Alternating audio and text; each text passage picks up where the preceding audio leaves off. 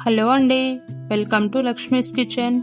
ఈరోజు మన కిచెన్లో చాలా హెల్దీ అండ్ టేస్టీ కొబ్బరి లడ్డులను సింపుల్గా 10 నిమిషాల్లో ఎలా తయారు చేసుకోవాలో చూద్దాం. నేనైతే ఇక్కడ చూపించిన విధంగా కొబ్బరిని ముక్కలుగా చేసుకొని మిక్సీలోకి మెత్తగా పట్టుకుంటున్నాను.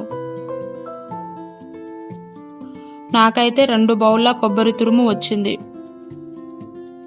2 బౌళ్ళ కొబ్బరి తురుముకి 1 బౌల్ బెల్లం తురుము కరెక్టుగా సరిపోతుంది.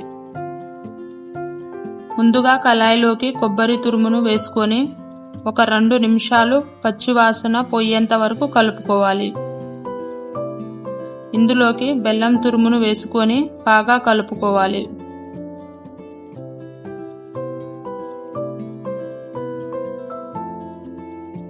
ఇలా గరిటెతోనే బెల్లం కరిగిపోయేంత వరకు ఒత్తుకోవాలి.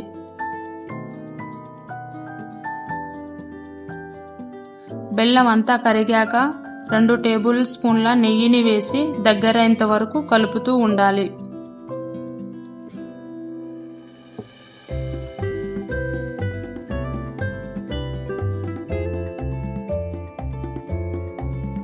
నేను చూపించిన విధంగా దగ్గరయ్యాక గ్యాస్ పై నుండి దింపి చల్లార పెట్టుకోవాలి.